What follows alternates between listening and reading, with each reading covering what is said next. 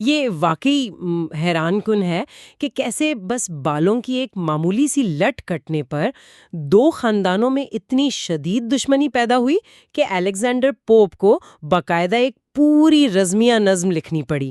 بالکل، مطلب سوچنے کی بات ہے، ایک بال کٹنے پر اتنا بڑا ہنگامہ۔ ہاں، اس تفصیلی جائزے میں ہم 18ویں صدی کے اسی شاہکار دی ریپ آف دی لاک یعنی بالوں کی چوری کے بارے میں بات کر رہے ہیں۔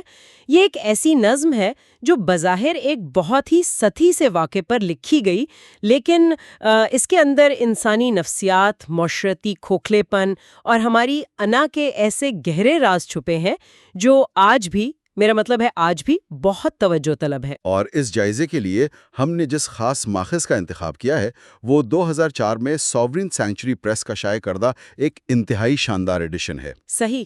اس کتاب کی سب سے خاص بات یہ ہے کہ اس میں الیگزینڈر پوپ کے اپنے لکھے گئے نوٹس تو ہیں ہی، لیکن ساتھ ہی مشہور آرٹسٹ اوبرے بیئرڈسلے کی بنائی ہوئی 9 حیرت انگیز تصاویر بھی شامل ہیں۔ وہ تصاویر واقعی کمال کی ہیں۔ ہاں، یہ تصاویر محض لکیریں نہیں ہیں، بلکہ یہ اس نظم کے طنز، انسانی انا اور معاشرتی کھوکھلے پن کو ایک انتہائی شاندار بصری شکل دیتی ہیں۔ مطلب بیئرڈسلے نے جس طرح اس دور کے فیشن، نزاکتوں اور حماقتوں کو اپنے فن کے ذریعے ابھارا ہے، وہ اس مطالعے کو ایک نیا رخ دیتا ہے۔ تو ہمارا آج کا بنیادی مقصد بھی یہی ہے کہ ہم اس کھوج میں نکلیں کہ کیسے ایک چائے کی پیالی میں اٹھنے والے طوفان اور ایک چھوٹے سے خاندانی جھگڑے کو ایک عظیم، جادوئی اور کائناتی شاہکار میں بدل دیا گیا۔ بالکل۔ اور ساتھ ہی ہم یہ بھی سمجھنے کی کوشش کریں گے کہ یہ طنزیہ فن پارہ ہمیں آج کے دور میں ہمارے اپنے غرور کے بارے میں کیا سکھاتا ہے۔ چلیں اس بات کی تفصیل میں چلتے ہیں اور اس ادبی سفر کا آغاز کرتے ہیں۔ تو اس کہانی کی شروعات کسی خیالی دنیا سے نہیں، بلکہ اس دور کے لندن کی اعلیٰ سوسائٹی کے ایک سچے واقعے سے ہوتی ہے۔ جی، ایک حقیقی واقعہ۔ ہاں، 2 انتہائی معزز اور متمول کیتھولک خاندان تھے، لارڈ پیٹر اور مسز ڈریبیلا فرمور کا خاندان۔ ان دونوں کے درمیان اچانک ایک شدید قسم کی دشمنی پیدا ہو گئی، اور مزے کی بات یہ ہے کہ اس دشمنی کی وجہ کوئی جائیداد کا تنازع یا کوئی سیاسی اختلاف نہیں تھا۔ پھر کیا تھا؟ ہوا کچھ یوں کہ ایک محفل کے دوران لارڈ پیٹر نے مذاقی مذاق میں لیکن بغیر کسی پیشگی اجازت کے مسز فرمور کے خوبصورت بالوں کی ایک لٹ کینچی سے کاٹ لی۔ بالکل، بس اتنی سی بات تھی۔ ہم آج کے دور میں شاید اسے ایک حماقت یا برا مذاق سمجھ کر آگے بڑھ جائیں، لیکن میں اندازہ لگا سکتی ہوں کہ اس دور کی اشرافیہ کے لیے یہ کیسا طوفان کھڑا کر دینے والا عمل ہوگا۔ اس دور میں یہ ایک عورت کے حسن اور اس کی عزت پر بہت بڑا حملہ تصور کیا گیا۔ دونوں خاندانوں کے درمیان بول چال مکمل طور پر بند ہو گئی اور ایک باقاعدہ خاندانی جنگ چھڑ گئی۔ اب اس صورتحال کو سلجھانے کے لیے ان کے ایک مشترکہ دوست مسٹر کیرل نے مداخلت کی۔ اچھا، جو سیکرٹری بھی رہے تھے؟ جی ہاں، مسٹر کیرل جو ملکہ میری کے سیکریٹری بھی رہ چکے تھے، انہوں نے الیگزینڈر پوپ سے درخواست کی کہ وہ کچھ ایسا تحریر کریں جو مزاح اور طنز کے ذریعے ان دونوں خاندانوں کے درمیان لگی اس آگ کو بجھا سکے۔ یعنی وہ چاہتے تھے کہ پوپ ان لوگوں کو شیشے میں ان کی اپنی شکل دکھائیں۔ بالکل، وہ دکھانا چاہتے تھے کہ وہ کتنی حقیر سی بات پر کتنا بڑا ہنگامہ کھڑا کر رہے ہیں۔ پوپ نے اس چیلنج کو قبول کیا اور محض 15 دن کے اندر 2 ابواب، جنہیں کینٹوز کہا جاتا ہے، پر مشتمل ایک طنزیہ نظم لکھ ڈالی جو 1712 میں گمنام طور پر شائع ہوئی۔ یہاں بات واقعی بہت دلچسپ ہو جاتی ہے۔ کیسے؟ وہ نظم جو صرف 2 ابواب پر مشتمل تھی اور بظاہر ایک وقتی مذاق یا محض صلح صفائی کی کوشش کے طور پر لکھی گئی تھی، اس نے پورے لندن میں تہلکہ مچا دیا۔ ہاں، یہ بات تو ہے۔ مطلب لوگ اسے پڑھ کر لوٹ پوٹ ہو گئے اور اس کی کاپیاں ہاتھوں ہاتھ بکنے لگیں۔ یہ ایک بالکل غیر متوقع کامیابی تھی۔ اور اسی بے پناہ اور غیر متوقع کامیابی نے پوپ کو مجبور کیا کہ وہ اس میں مزید رنگ بھریں۔ اگلے ہی سال انہوں نے اس نظم کو 2 سے بڑھا کر 5 ابواب تک پھیلا دیا۔ صحیح۔ اور سب سے بڑا اضافہ وہ کیا جسے ادبی دنیا میں مشینری یا جادوئی مخلوقات کہا جاتا ہے۔ تو جب ہم جادوئی مخلوقات یا مشینری کی بات کرتے ہیں تو عام طور پر ذہن میں فوراً یونانی دیوتا، رومن دیومالا یا پریاں آتی ہیں، لیکن پوپ نے یہاں ایک بالکل مختلف راستہ چنا۔ یہ فیصلہ اپنے آپ میں بہت منفرد ہے۔ یہاں حیران کن بات یہ ہے کہ پوپ نے روایتی یونانی یا رومن دیومالا کا سہارا لینے کے بجائے روزی کروسین عقائد کے انتخاب کیا۔ روزے کروسین یعنی وہ جو اس دور میں تھوڑا صوفیانہ رجحان تھا؟ بالکل وہی۔ اس دور میں یہ ایک طرح کا نیم سائنسی اور صوفیانہ رجحان تھا جو سوسائٹی میں کافی مقبول ہو رہا تھا۔ پوپ کے اپنے نوٹس کے مطابق ایک فرانسیسی کتاب لے کامٹے ڈی گابالیس میں اس نظریے کا ذکر ملتا ہے کہ کائنات کے چاروں عناصر یعنی ہوا، زمین، پانی اور آگ مختلف قسم کی روحوں سے آباد ہیں۔ کی نفسیات کے ساتھ بڑی خوبصورتی سے جوڑ دیا۔ یہ واقعتاً کمال کی تخلیقی سوچ ہے کہ عناصر کو انسانی رویوں کا عکاس بنا دیا جائے۔ میں نے پڑھا ہے کہ اس میں عورتوں کے مرنے کے بعد کی حالت کو طنزیہ انداز میں بیان کیا گیا ہے۔ یہ اس نظم کا ایک بہت کاٹدار طنز ہے۔ پوپ بتاتے ہیں کہ جب مختلف مزاج کی عورتیں مرتی ہیں تو ان کی روحیں ان عناصر میں بدل جاتی ہیں۔ اچھا؟ جی، جو عورتیں بہت غصے والی اور لڑاکا ہوتی ہیں وہ مرنے کے بعد آگ کی روحیں یا سالامانڈرز بن جاتی ہیں۔ جو نرم مزاج ہوتی ہیں وہ پانی کی روحیں یعنی نفس بنتی ہیں اور چائے کے پیالوں میں تیرتی رہتی ہیں۔ اور مغرور عورتیں؟ جو عورتیں حد سے زیادہ سنجیدہ، مغرور اور سازشی ہوتی ہیں وہ زمین کی روحیں یا نومز بن کر دنیا میں فساد پھیلاتی ہیں۔ اور جو عورتیں چھنچھل، نازک اور ہلکے مزاج کی ہوتی ہیں وہ ہوائی مخلوق یعنی سلفس بنتی ہیں اور خوبصورت عورتوں کی حفاظت کرتی ہیں۔ اور یہیں سے اس نظم کی مرکزی کردار بیلنڈا کی کہانی میں ان سلفس کا کردار شروع ہوتا ہے۔ بیلنڈا دراصل اسی مسز فارمور کا خیالی اور ادبی روپ ہے جس کے بال کٹے تھے۔ جب وہ سو کر اٹھتی ہے تو وہ منظر کسی رزمیہ داستان کے ہیرو کے جنگ کے لیے تیار ہونے جیسا لگتا ہے۔ بالکل۔ ہم نظم کے دوسرے حصے میں دیکھتے ہیں کہ بیلنڈا سو کر اٹھتی ہے اور اپنی سنگھار کی میز کے سامنے آ کر بیٹھتی ہے۔ اوبرے بیٹسلے کی جو اس کتاب میں تصاویر ہیں ان میں سے ایک خاص تصویر اسی سنگھار میز کے منظر کی ہے۔ وہ تصویر بہت شاندار ہے۔ ہاں، بیٹسلے نے اس منظر کو اس قدر تفصیل اور باریک بینی سے بنایا ہے اور اس میں اتنی نفاست بھری ہے کہ وہ میز ایک عام ڈریسنگ ٹیبل نہیں بلکہ کسی قدیم مذہب کی ایک باقاعدہ قربان گاہ لگتی ہے جہاں حسن کی دیویوں کی پوجا ہو رہی ہے۔ اس منظر کی منظر کشی واقعتاً لاجواب ہے۔ پوپ نے دکھایا ہے کہ کیسے کاسمیٹک پاورز کی عبادت ہو رہی ہے، لیکن اس سنگھار میز پر موجود ان تمام چیزوں کی جو تفصیل پوپ نے بیان کی ہے وہ محض سجاوٹ نہیں بلکہ ایک بہت گہرا سماجی تبصرہ بھی معلوم ہوتی ہے۔ ہاں، اگر آپ اس منظر کی تفصیلات پر غور کریں تو اشرافیہ کے کھوکھلے پن کی تصویر واضح ہوتی ہے۔ پوپ بتاتے ہیں کہ اس میز پر چاندی کے برتن سجے ہیں، ہندوستان کے چمکتے ہیرے رکھے ہیں اور پورے عرب کی خوشبوئیں بکھری پڑی ہیں۔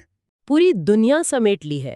بالکل، ہاتھی کے دانت اور کچھوے کی کھال سے بنی ہوئی کنگھیاں ایک ساتھ مل کر بیلنڈا کے بالوں کو سنوار رہی ہیں۔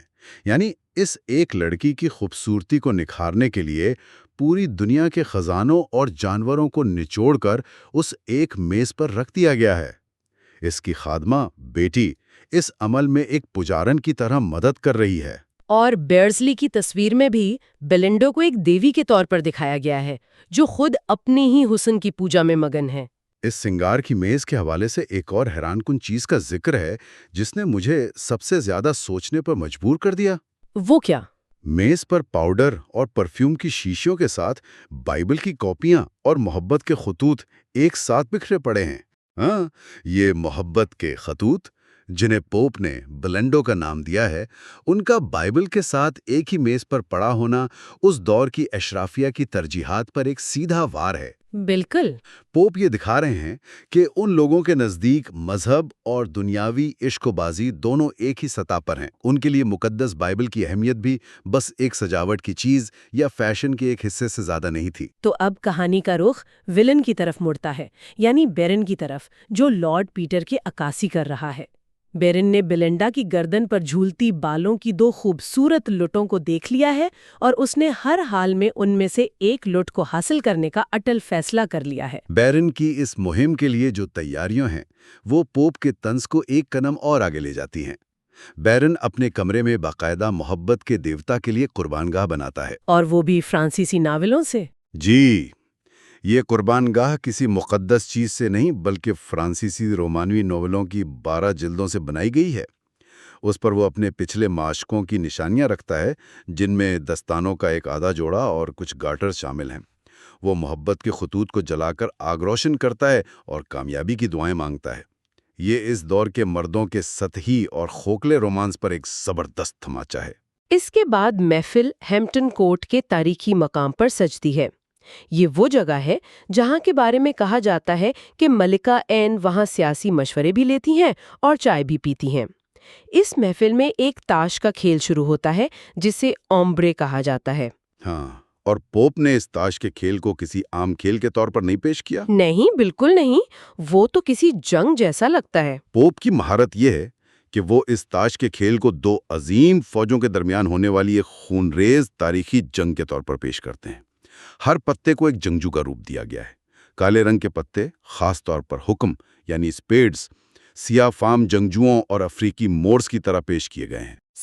جب ایک پتا دوسرے کو کاٹتا ہے تو اسے یوں بیان کیا گیا ہے جیسے میدان جنگ میں ایک بادشاہ نے دوسرے کا سر قلم کر دیا ہو یا خون آلود تلواریں چل رہی ہوں۔ اور بیئرڈسلے کی جو اس حصے کی تصویر ہے اس میں تاش کے پتوں کو باقاعدہ انسانی اور شاہی شکلوں میں ایک دوسرے سے لڑتے ہوئے دکھایا گیا ہے، جو اس ساری محنت اور جنگ کی حماقت کو اور بھی نمایاں کرتا ہے۔ بہرحال بیلنڈا یہ تاش کی جنگ جیت جاتی ہے اور خوشی سے پھولے نہیں سماتی۔ لیکن اس فتح کے فوراً بعد اصل خطرہ سر پر منڈلانے لگتا ہے، کیونکہ کھیل کے فوراً بعد محفل میں کافی کا دور چلتا ہے۔ کافی پینے کا وقت؟ اگر ہم اسے وسیع تر تناظر میں دیکھیں تو یہیں سے وہ لمحہ قریب آتا ہے جس کا ہم سب کو انتظار تھا۔ پوپ لکھتے ہیں کہ کافی کی وہ بھاپ جو سیاست دانوں کو عقل مند بناتی ہے اور انہیں آدھی کھلی آنکھوں سے دنیا کے راز دکھاتی ہے، وہی بھاپ بیرن کے دماغ تک پہنچتی ہے اور اسے بالوں کی لٹ کاٹنے کی نئی سازشیں سوجنے لگتی ہیں۔ بالکل اسی دوران کہانی کی ایک اور کردار کلاریسا بیرن کی مدد کو آتی ہے اور اپنے چمکدار کیس میں سے ایک 2 دھاری ہتھیار نکال کر اسے پیش کرتی ہے۔ اور وہ 2 دھاری ہتھیار کوئی خنجر یا تلوار نہیں بلکہ محض ایک چھوٹی سی کینچی ہے، لیکن جس طرح اسے پیش کیا گیا ہے وہ ایسا لگتا ہے جیسے کسی خاتون نے جنگجو کو ایک عظیم الشان جنگ کے لیے کوئی جادوئی نیزہ دے دیا ہو۔ بیرن چپکے سے کینچی لے کر بیلنڈا کے پیچھے جاتا ہے۔ ہوائی مخلوقات یعنی سلفس کا کردار یہاں عروج پر نظر آتا ہے۔ ایریل نامی سلف جو بیلنڈا کا محافظ ہے اس خطرے کو بھانپ لیتا ہے۔ پھر وہ کیا کرتا ہے؟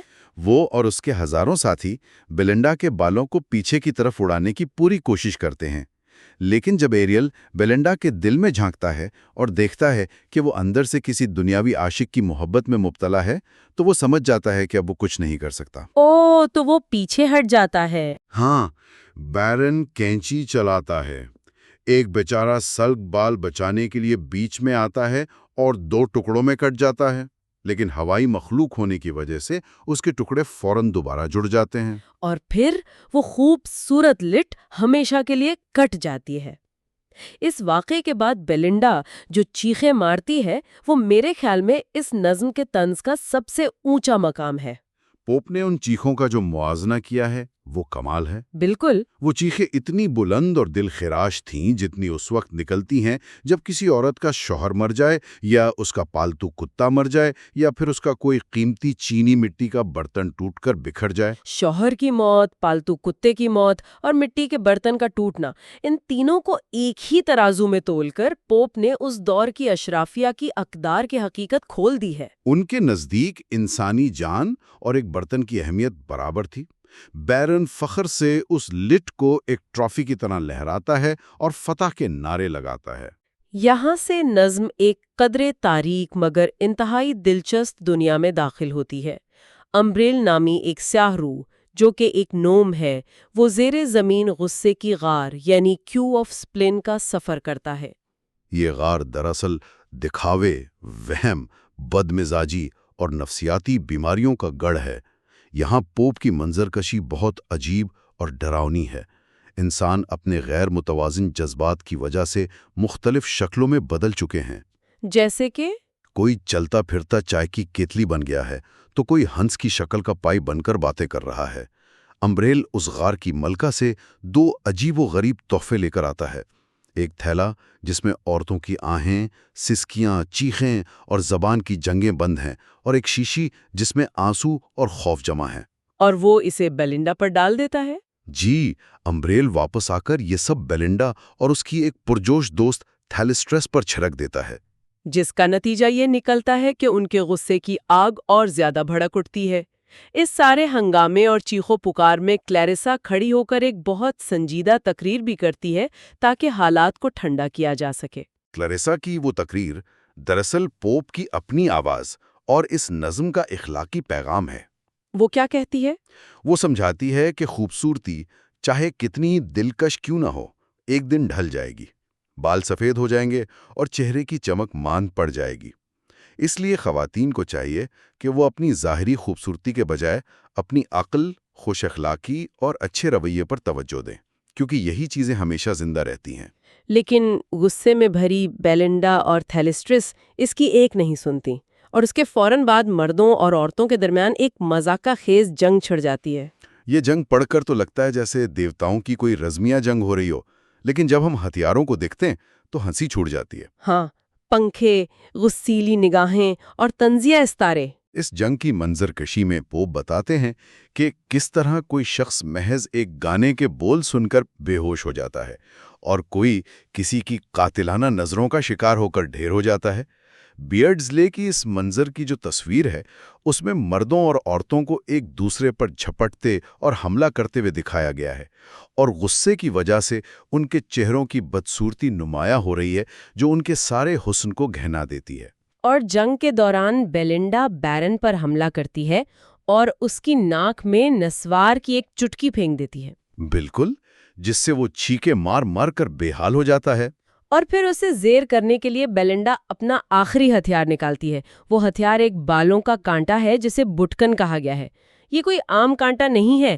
میں نے دیکھا ہے کہ پوپ نے اس چھوٹے سے کانٹے کی بھی ایک پوری تاریخ بیان کر ڈالی ہے۔ یہ دراصل پرانی رزمیہ نظموں میں ہیروں کی جادوئی تلوار کی طویل تاریخ بیان کرنے کی روایت کی زبردست پیروڈی ہے۔ پوپ بتاتے ہیں کہ یہ بالوں کا کانٹا پہلے بیلنڈا کے دادا کی 3 انگوٹھیوں پر مشتمل تھا، پھر پگھل کر اس کی دادی کے گاؤن کا بکسل بنا، پھر اس کی ماں کی بچپن کی سیٹی بنا، اور آخر کار بیلنڈا کے بالوں کا کانٹا بن گیا۔ یعنی ایک نہایت معمولی اور روزمرہ کے استعمال کی چیز کو خاندانی وراثت اور عظمت کا نشان بنا کر پیش کیا گیا ہے۔ صحیح۔ بیرن اس حملے کے بعد ہار مان لیتا ہے اور رحم کی بھیک مانگتا ہے۔ اور بیلنڈا صرف ایک ہی مطالبہ کرتی ہے کہ اس کے بال واپس کیے جائیں۔ پوری محفل میں اسی بات کا شور مچ جاتا ہے۔ لیکن پھر کہانی میں ایک سب سے حیران کن موڑ آتا ہے۔ ہاں، وہ بالوں کی لٹ جس کے لیے ساری جنگ لڑی گئی اچانک غائب ہو جاتی ہے، کسی کو نہیں ملتی۔ لوگ کیا سوچتے ہیں اس کے بارے میں؟ کچھ لوگوں کا خیال ہوتا ہے کہ وہ چاند پر چلی گئی ہے، کیونکہ اس دور کے دیوملائی عقائد کے مطابق دنیا کی تمام کھوئی ہوئی اور فضول چیزیں چاند پر جمع ہوتی ہیں، جیسے ہیروز کی کھوئی ہوئی عقلیں یا عاشقوں کے ٹوٹے ہوئے وعدے۔ لیکن پوپ کہانی کو ایک شاندار اور یادگار شاعرانہ موڑ دیتے ہیں۔ وہ کہتے ہیں کہ وہ بالوں کی لٹ دراصل آسمان کی طرف اڑ کر ایک روشن ستارہ بن گئی تھی۔ بیئرڈزلے کی آخری تصویر میں بھی ہم دیکھتے ہیں کہ یہ ستارہ آسمان پر چمکتا ہوا دکھایا گیا ہے، جسے سلفس خوشی سے دیکھ رہے ہیں۔ تو پوپ بیلنڈا کو پیغام دیتے ہیں کہ اس کا باقی حسن تو ایک دن مٹی میں مل جائے گا، لیکن یہ کٹی ہوئی لٹ آسمان پر ہمیشہ چمکتی رہے گی اور اس کا نام ہمیشہ کے لیے امر کر دے گی۔ اور واقعی آج صدیوں گزرنے کے بعد بھی ہم اسی لٹ کا ذکر کر رہے ہیں۔ بالکل۔ پوپ نے ایک معمولی جھگڑے کو ہمیشہ کے لیے تاریخ کے پنوں میں محفوظ کر دیا۔ اگر ہم ان تمام باتوں کو سمیٹیں تو یہ حیران انگیز ہے کہ 18ویں صدی کی یہ نظم آج بھی کتنی متعلقہ ہے۔ ہم انسانوں کی فطرت نہیں بدلی۔ ہم ہمیشہ سے چھوٹی اور بے معنی باتوں کو اپنی انا کا مسئلہ بناتے آئے ہیں۔ آج کے دور میں جب ہم سوشل میڈیا کے تنازعات دیکھتے ہیں، جہاں محفلوں کی گپ شپ نے کمنٹس اور ٹویٹس کی شکل اختیار کر لی ہے، تو محسوس ہوتا ہے کہ ہم آج بھی اسی سنگھار کی میز اور اسی تاش کے کھیل میں الجھے ہوئے ہیں، اور ذرا سی بات پر پوری دنیا سر پر اٹھا لیتے ہیں۔ یہاں ایک اہم سوال پیدا ہوتا ہے جو شاید اس سے بھی زیادہ گہرا اور غور طلب ہے۔ جی، وہ کیا؟ اگر اس نظم میں پوپ کا طنز یہ تھا کہ اس دور کی اشرافیہ نے روحانی اور اخلاقی قدروں کو پس پشت ڈال کر اپنی ظاہری شکل و صورت، فیشن اور انا کو ہی اپنا اصل مذہب بنا لیا تھا، تو آج کے دور میں تو یہ صورتحال کئی گنا بڑھ چکی ہے۔ صحیح بات ہے۔ تو سوچیں کہ اگر ہماری آج کی ڈیجیٹل لڑائیوں، سوشل میڈیا کے ٹرینڈز اور نام نہاد کینسل کلچر پر کوئی طنزیہ رزمیہ نظم لکھی جائے تو ہماری انا اور غصے کو ہوا دینے کے لیے کون سی غیر مرئی جادوئی مخلوقات کام کر رہی ہوں گی؟ کیا ہم آج بھی چھوٹی باتوں کے پیچھے اپنے اصلی مسائل کو نظر انداز نہیں کر رہے؟ کیا ہم نے باقاعدہ طور پر دکھاوے کو ایک مذہب کا درجہ نہیں دے دیا؟ یہ وہ تلخ حقیقت ہے جس پر ہم سب کو سوچنے کی ضرورت ہے۔